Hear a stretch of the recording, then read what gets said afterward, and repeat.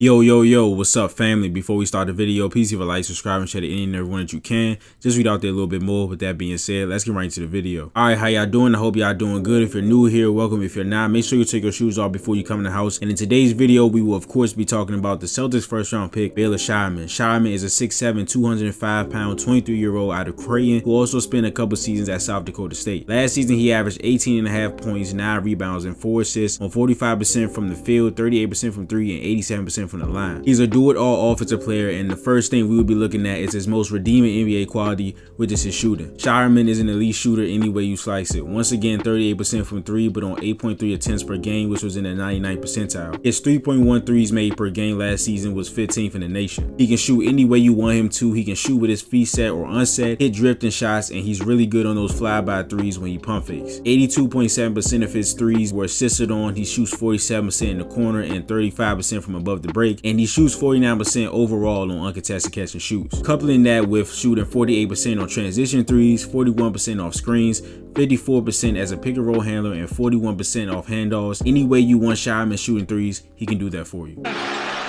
it! Two right now. Scheierman. Alexander around the arc to Scheierman. Got it. For Kalkbrenner sets up Scheierman. A 3-free. Cash Change the tempo of his game. Scheierman with room. He's also a great off-ball mover. He knows how to get around screens depending on what his defender is doing. He knows when to curl or fade or drift off when he's being top locked. Scheierman round one, and today he's got 61 points. I talked to Jermaine, and he lived with his grandmother. All square at 21. We've already had 5 ties and 4 lead change. Led for almost the entire game. Scheierman in the corner, and that push. Here's their favorite little play, a little flex on the out of bounds. Here's Scheierman. And the reason why I think Scheierman projects well as a shooter, especially for the Celtics, is because of how Creighton ran their offense last season. Creighton is one of the more creative offenses in college basketball, and they run things for Scheierman that the Celtics run for their shooters like Sam Hauser. All right, so here they go with Spain PNR, but they're going to set it up with ram action. Ram action is just when an off-ball screen is set for somebody to go set a ball screen. So here you see Scheierman setting the off-ball screen for Kalkbrenner. He's going to come out and set this screen, and of course, Spain PNR is when the shooter sets a back screen on the roller's man, and then he comes out to the three-point line. Now, sometimes if a team is really prioritizing the three-point shot on this Spain PNR, the shooter won't bother setting the screen. They'll just come out and try to get to the three-point line, which is what happens here with Scheierman. Kalkbrenner has gravity as a roller, takes 2 people with him. Scheierman's open, and he hits the 3 from the wing. And if you watch the Celtics this season, you've seen Sam Hauser do this 1,000 times. This is a ghost screen. So here, the thing I like about ghost screens is that it gets the defense to relax because they think one thing is coming. So as Scheierman is going to come up to the person that's guarding the ball, his man is going to stop and relax because he thinks they're just going to have an easy switch. He's going to set this screen. Trey Alexander is going to come off to him, and it's going to be an easy switch. But Scheierman, he runs up to him like he's going to set the screen, gets the defense to relax, and he goes right out of it, and he gets an open 3. He has also shown some impressive flashes of creating for himself from behind the arc. He's someone that can hit tough shots, and he only needs a slither of space to get his shot off. Another 3. Well, they know they can't give this guy any space. That's all he needs. 13 points a game his first 20 games. And you better get out. Scheierman also has scoring chops inside the arc as he was 4th in points per game in the Big East. He shot 54% from 2 last season, and he is a really patient scorer. One of his favorite moves is that one-legged fadeaway that he seemed to master over time. He uses his body really well to combat his slower speed and does a nice job of using pump and ball fakes to set up different scoring angles. He really has the ability and size to punish smaller defenders and get to his spots when he's creating. He shot 41% on mid-range 2s last year. He doesn't take too many of these, being that mid-range 2s and paint shots not at the rim combined to make up only 22% of his shots. That's his favorite play. Back to Scheierman. Scheierman 4 times, and Tennessee is out to an 8-0 advantage in points off turnovers. Scheierman deep position again, and this one Barnes for 35 years. Scheierman fading. He got it. 5 for 23. Scheierman rolls with Kalkbrenner. Short runners. The baseline with 5 to shoot. And they covered that weak side, too. Fades away. So far, we're a combined 27% from the floor. Scheierman knocks it down. Scheierman trying to get something going, and that will help. 2.5 minutes where they've missed 4 in a row. Scheierman from... Great fade by Scheierman there. Scheierman in the paint. Nice move for... In terms of driving all the way to the rim, Scheierman isn't going to wow you most times, but he did shoot 60% at the cup last year. They only make up 18.6% of his shots, which is expected from someone who specializes in scoring on the outside. 39% of his makes at the rim were assisted on, so majority of the time Scheierman gets a bucket at the rim, he's creating it on his own. As a passer, Scheierman is really impressive as a bigger playmaker. He was 10th in assists per game in the Big East with 4 and averaged a career-high 4.5 assists in 2021-2022 with South Dakota State. He hits cutters on time and on target and is adept at throwing lobs. His vision is great and he easily sees how the defense is shifting, and that allows him to throw skip passes with anticipation of where the defender will be. He also shows an effortless touch on his passes when of course lobbing the ball to the rim, but also being the passer to shooters off of flare screens and other actions. He can get a little over creative sometimes, which leads to turnovers. To me, here the positives outweigh the negatives given his passing ability. Also, less on-ball reps and a reduced NBA role should lead to less turnovers. Spencer, there's Jason. Look now. Scheierman, touch pass, Alexander, another 3. Aggressive though. Going at the rim with a wide open look. Good. And Green on the floor too. Ken up a nice little slip. Going to work. There's that strength. He's doing that beautiful. And Farabello. Doing about 8 rounds. Oh, nice to the hole. Big man rolls. There it is. There it goes. Every point is earned so far tonight. Ashworth for 3. Yes.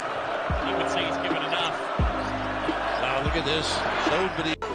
Good cover on Scheierman as he cuts through the lane. The open man is Miller. And this was just a tremendous play by Scheierman here in a very high-stakes situation. Like, let's just take a snapshot here. 66-65 in the second round of the tournament. Shot clock going down. Farabello, nervous, his teammate. You got 2 fans right here, nervous. They don't know what's happening.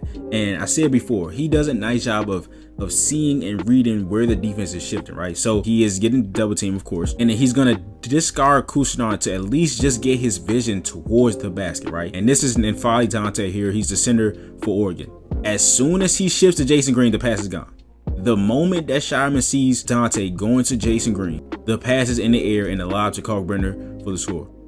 Alright, so this is a play that Creighton ran a bunch while I was watching their games, and I really like this because it gives their big man easy looks at the rim, and I kind of want the Celtics to steal this. And as Kalkbrenner, him being a guy that is probably going to be taller and bigger than most opposing college centers, this is just a way that they got him easy looks. And the Celtics have so many post-up options. This could be Tatum, Brown, Porzingis, and it's just a creative way to get your score and easy look at the rim. And of course, I'm always for getting our guys easier look. So here you have Kalkbrenner and Scheierman both starting on opposite blocks, right? There's usually going to be a ghost screen here to get this defender out and to just create some misdirection of where the ball is going initially. So then Scheierman's going to come to the free throw line, and then now it's just going to be some hollow action between him and Kalkbrenner. Kalkbrenner's job is just to pin whoever's checking him as deep as he can under the basket, so he can just have easier positioning, and here he gets a shot at the rim. Alright, so earlier when I was talking about Scheierman scoring, I said that he uses ball fakes and pump fakes to get different angles and to get closer to the rim and use his footwork to get scores. And he also does that as a passer. So here, this big man here, number 35, I believe his last name is Johnson. He's a great movement big. He does a nice job of showing and get it back. So here, they were doing this coverage all game. Out of the pick and rolls, they were showing and he would get back. And this tag man here is Stephon Castle, who's going to be a really good NBA defender. His job is to go to Kalkbrenner, right? Scheierman, what he does is he pump fakes like he's going to pass to Kalkbrenner. Watch Castle here. He's going to jump to Kalkbrenner because he sees that, and immediately after the ball fake, Scheierman sprays it to the corner and Farabello hits a 3.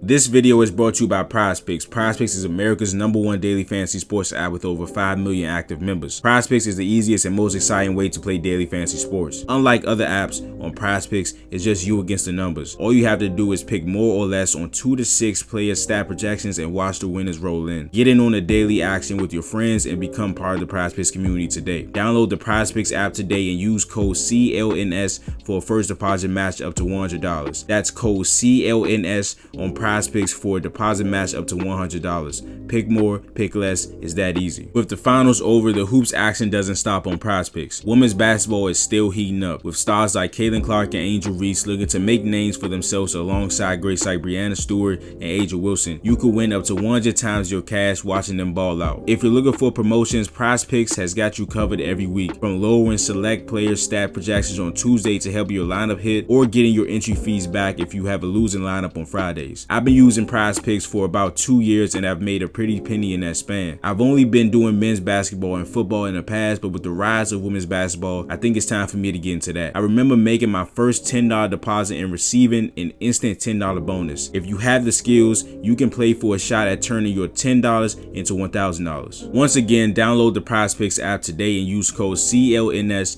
for a first deposit match up to $100. That's code CLNS on Prize Picks for a deposit match up to $100. Pick more, pick less, it's that easy. And as a rebounder, he is as good as they come as far as forwards in this NBA draft. He was first in the Big East in total rebounds and second in rebounds per game. His 8.3 defensive rebounds per game ranked in the 100th percentile. Him not having great vertical ability just shows his nose for the ball, and he's never afraid to get in the mix to grab contested rebounds.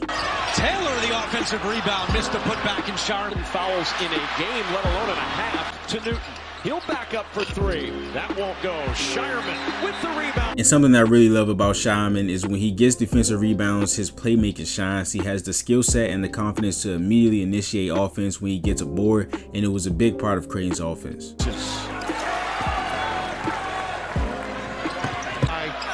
Spencer could not get it to fall. Scheierman looking to push. Ashworth with a nice job finding him wider. Miller. He attracts so much attention. Look at Carter using glass. No, Scheierman rebound.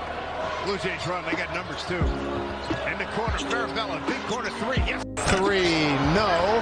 And a rebound to Scheierman. Big time rebound by Scheierman. Well, he can bring it up too. Brings up and trades a deal from outside. Nothing doing there. Scheierman rebounds. Going to lead the break. Numbers against him. He's got the big man. A little strong. Scheierman will control. He'll bring it up. One of the few times he pushed up. All right, so here we got Scheierman grabbing a defensive rebound, and he immediately gets into a two-man action with Kalkbrenner, a little bit of cat and mouse pick and roll here, and then he sees that Kadari Richmond is just like standing here lazily. I don't know if he's waiting for Kalkbrenner or it's just him being lazy, but he is not on Trey Alexander. Scheierman sees that, puts his hand down, and fires a rocket to the corner, and Trey makes it. And now to his biggest and only real weakness, in my opinion, and that's his foot speed, and it impacts every part of his game. On offense, he has a good handle, but since his first step is slow, even if he gets separation with the dribble, a guy faster or laterally quicker than him can close the space. Him being 6'7", 205 and using his body well doesn't make this a huge problem most possessions. But of course, what most people worry about is on the defensive side, and to be completely honest, it wasn't as bad as I was expecting. He is a heavy-footed guy, and that allows him to be attacked off the bounce and on closeouts, and on day one, he will 100% struggle versus quick/twitchy guys. All right, so this is how I came to a conclusion about his feet, and it's his feet and his hips. Like, his hips aren't fluid. He can't just like switch directions that quickly, and his feet don't help also. So here he's trying to get back to this guy Ziegler, who has the ball. He's a pretty quick and twitchy fast guard, the type of guy you don't want him guarding. But that right there, that little jerk of his body when guys change directions, right? It's like he's almost stumbling and like he's having a hard time getting back. And when he gets beat, he doesn't have the athleticism to like block a shot. So in these situations, again, against twitchy guys, you don't want him checking them. But there are, which I'll show you guys later, there are instances where he survives. But this is where I was like, okay, his feet are bad, and this can be improved. The lateral quickness can be improved. You have to work hard on your body, but this is something that I think can be improved, but it just wasn't there in this college tape. All right, so this one was a little bit better because at least he was able to get back in front of the offensive player and kind of deter the shot a little bit. But again, as the offensive player does a quick change of direction move, you'll see Scheierman's hips right here is kind of dip. It's kind of like an offensive lineman, right? His hips aren't fluid, and this could also mean that his stance is too high. Maybe that's something that they could fix. But again, his hips aren't fluid. His feet aren't fluid enough laterally. But something I will say is that there are not too many clips of this happening. That is a good thing, because if there was clips of him being a turnstile, being like an Olay defender, and this happened so many times. I would have put every single one of them in there because I want you guys to know the player that we are getting. I found way more good defensive possessions from Scheierman than bad ones. Of course, he got scored on, right? But I'm not focused on him getting scored on. I'm focused on him being a bad defender. And if he's playing good defense and he's getting scored on, that's going to happen anyway in the NBA. But this thing with his hips and his feet being slow is a real concern, and it's something that can be higher exposed at the next level. So this is why I'm showing you guys it here now. But on the flip side, I do believe he can be at least a solid defender. Last year, his defensive plus minus was 2.5, so he's not a turnstile out there, and the game suggests that too. In fact, his coach Greg McDermott in the biggest games of the season would put him as the primary defender on the opposing team's best scorer. So either this means he was the team's most trusted wing defender, or coach thought he was their best. These players include Tennessee's Dalton Knecht and Oregon's Jermaine Kuchnard in the tournament. And he'll pull it out. Owaka comes to set the screen. Knecht through traffic. Despite his foot speed, he takes pride on that end, and he is smart. He understands positioning and uses his body well to wall off defenders. He plays and uses his size correctly, and although he isn't the greatest screen navigator, he showed tremendous effort, especially in the tournament. He projects better guarding stronger wings rather than switching onto quick/twitchy guards. And if not, he's probably going to get to the rim. He's that good. Richmond taking his time. Yo-yoing, going hard to the basket. No! Shot clock at 3. Lewis is blocked by Scheierman. Scheierman came in and stole it.